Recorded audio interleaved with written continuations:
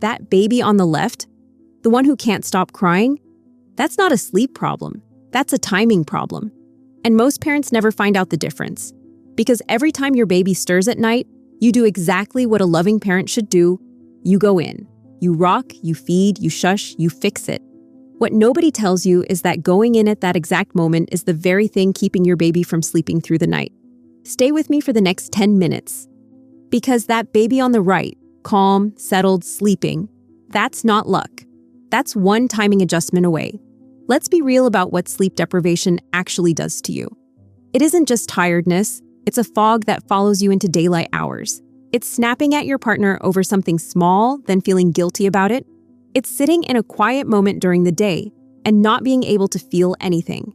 Not joy, not relief, just a blank, exhausted numbness. You love your baby. And that is not in question, but somewhere between the fourth wake-up and the fifth, a different thought creeps in. One you'd never say out loud. Am I doing something wrong?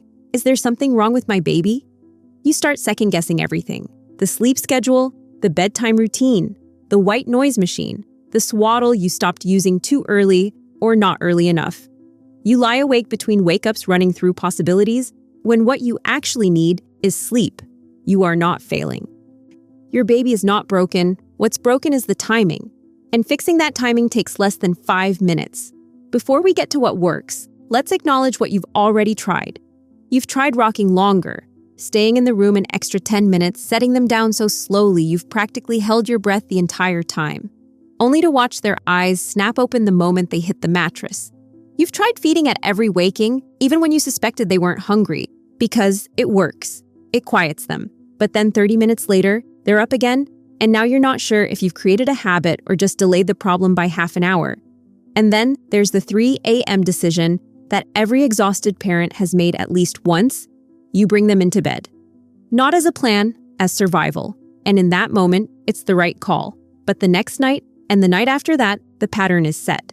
Your instinct to respond immediately to your baby's cries is not wrong. It is loving, it is protective, and it is exactly the kind of parent you want to be. That instinct is not the problem. The timing of that response, that's where the cycle lives.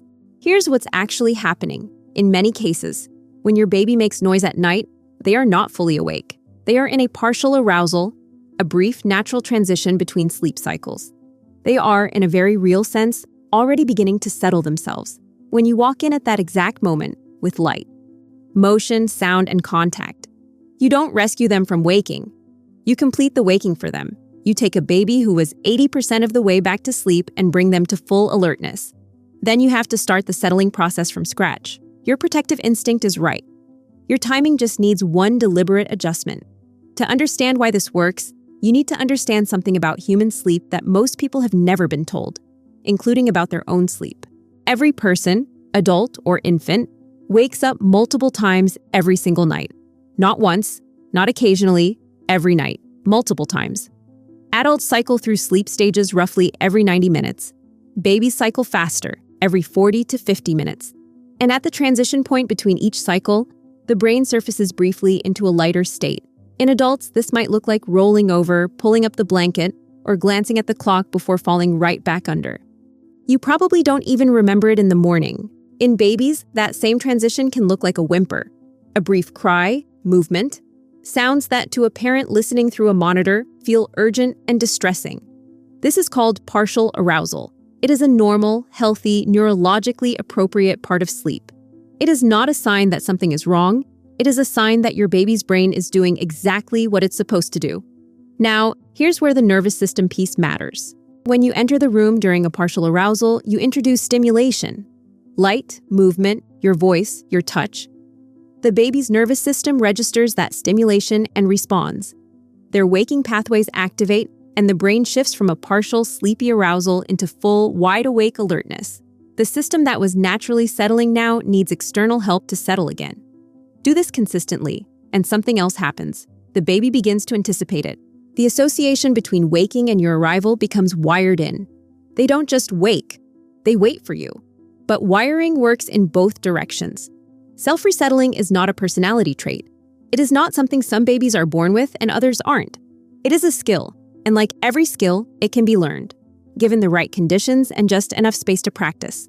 This means your baby is capable, right now, tonight. But before we get into the method, let's be precise about when it applies, because that precision is part of what makes it trustworthy. First, the basics. We are always assuming your baby is fed, in a clean diaper, in a safe sleep space, and not reliant on a missing physical prop. If they need a pacifier to sleep and it fell out of the crib, 5 minutes of waiting won't magically put it back in their mouth. Assuming those basics are met, the approach you're about to learn works best for babies between 4 and 18 months of age. Why 4 months? Because right around then, a baby's circadian rhythm matures and their sleep cycles permanently change, which is exactly why they have the neurological development to begin practicing self-resettling. Before that point, frequent feeding and close response remain essential. Not appropriate during illness. Not appropriate with a medical condition affecting sleep or feeding. Not appropriate during developmental leaps when your baby's needs are temporarily elevated. And it is never about ignoring genuine distress. You'll know the difference, and we'll talk about how. Within those clear boundaries, what you're about to learn is both safe and evidence-aligned. It's called the 5-minute sleep reset window. The name is intentional. This is not a waiting game. It is not cry it out. It is a structured pause, a window of deliberate observation that gives your baby's nervous system the time it needs to complete its natural settling process. Here's what it actually feels like in practice. You're not sitting in a dark hallway doing nothing while your baby cries. You're at the door, watching, listening, calibrating, ready to go in, just not at the first sound, before the process has had a chance to work. You are not ignoring your baby. You are choosing the timing of your response based on what you're actually seeing and hearing, not on reflex. That distinction is the whole method. Here's exactly how it works, minute by minute. Minute 0 to 1. Observe. The moment you hear your baby stir, don't move yet. Stay where you are and listen. What does the cry sound like? Is it rhythmic and low or building? Is their body moving randomly or with the slow drift of a baby working back towards sleep? In this first minute, you're collecting information before you act. Minute 1 to 3. Listen. You're now distinguishing between two very different trajectories. Settling sounds get quieter over time. The pauses lengthen, the intensity drops, the gaps between sounds grow. Escalating sounds do the opposite. They build, shorten, intensify. If you're hearing settling, stay. If escalation is clear, you go in. Minute 3 to 4. Gentle presence. Your baby hasn't settled by minute 3, go in, but the way you go in matters. Keep the room dark, move calmly and quietly. Offer brief, minimal reassurance. A hand on the chest, a soft word spoken once. No picking up if you can avoid it. No feeding unless that's clearly what's needed. No rocking. You are providing presence, not stimulation. Do this for 30 to 60 seconds, then step back to the door. Minute 4 to 5, the final observation. You've offered reassurance, now you step back out and observe for 1 more minute. Are they winding down from your touch? Or is the crying ramping back up? Give their nervous system this final 60 seconds to process your reassurance. Minute 5 and beyond. The reset. If your baby is still awake and escalating at minute 5, you don't just leave them to cry. You go ahead and fully soothe them. Rock them, feed them if it's time, do what you need to do. But if they are just fussing and winding down, you start the 5-minute observation window over. You are giving them the grace to practice. Here's what this actually looks like when it's happening in real life. Night 1. Your baby wakes at 1:15 a.m. You hear the familiar sound, and every part of you wants to move. Instead, you stay. You watch the clock. You listen. You might have to go in and offer that gentle presence a few times tonight, because they aren't used to this yet. Night 2 or 3 might actually test your resolve. In behavioral science, it's called an extinction burst, a temporary spike in fussiness where your baby pushes back, testing to see if the old rules still apply. It is completely normal. Hold your ground, because by night 4, things look different. At the 1-minute mark, the cry is still there, still low. At 2 minutes, it softens slightly. At 3 minutes and 40 seconds, it stops. Silence. You stand in the hallway, heart pounding, waiting for it to start again. It doesn't. You don't sleep much that night because you're too alert, too disbelieving. But you notice something? That wake-up lasted 4 minutes. In the past, you would have been in the room for 20. Night 5. The waking sounds different. shorter, softer. By the time you fully registered it, there's already a pause. You wait. 90 seconds later, silence. You didn't have to go in at all. Week 2. You're waking up less because your baby is waking up less. Or more precisely, your baby is waking the same number of times but resettling before you're fully conscious. You start sleeping through those partial arousals yourself. You reach the morning and realize slowly that something has shifted.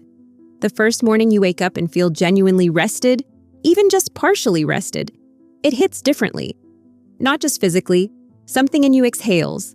The fog lifts a little. You walk into your baby's room and they're awake, looking at you. Instead of dreading the day ahead, you feel something that might actually be joy. That's not an accident. That's what happens when a skill gets learned on both sides of the nursery door. The question you're probably sitting with, is this cry it out with a different name? No. And here's the precise difference. Cry it out, in its traditional form, means leaving the room and not returning until morning, regardless of what happens. The 5-minute sleep reset window involves active observation, real-time assessment, and responsive entry when escalation occurs. You are never ignoring your baby. You are never absent. You are choosing the timing of your intervention based on information, not habit. Research on partial arousal and sleep cycle interruption consistently shows that brief structured pauses result in shorter total crying over the course of a night, and over days, then immediate intervention. You are not adding distress. You are reducing it over time by allowing the natural process to complete. If your baby is going to bed overtired, the window won't hold. An overtired nervous system is dysregulated before sleep even begins, and no structured pause will overcome that baseline. Bedtime timing and nap consistency matter here. If your baby is in the middle of a developmental leap, learning to crawl or pull to stand, or process a surge of language development, their sleep may fragment temporarily, regardless of what you do. That's neurological growth, not a failure of the method. It will pass. If illness or active teething is present, respond fully. A sick or physically uncomfortable baby needs you immediately, consistently, without hesitation. Pause the method and return to it when the tooth pops, or they are well again. And if your home environment is overstimulating near bedtime, screens, noise, activity, bright lights, those inputs prime the nervous system for alertness, not sleep. The method works. Give it the right conditions, and it will. Here is what's on the other side of this. A baby who can resettle independently is a baby who sleeps longer, wakes less, and moves through sleep cycles with less disruption. A household where the nights are quieter is a household where both parents have more emotional bandwidth, more patience, more presence for the parts of parenting they actually love. But beyond the sleep, something else changes: the way you see yourself in this. You came into this video exhausted, doubting, running on empty, maybe feeling like you were failing at something that should come naturally. That story isn't true, and you don't have to carry it anymore, because you are not a tired parent reacting in the dark. You are a calm, informed guide, teaching your baby one of the most foundational skills of their life: how to find their way back to rest, on their own, in the quiet of the night. That is exactly the kind of parent you set out to be.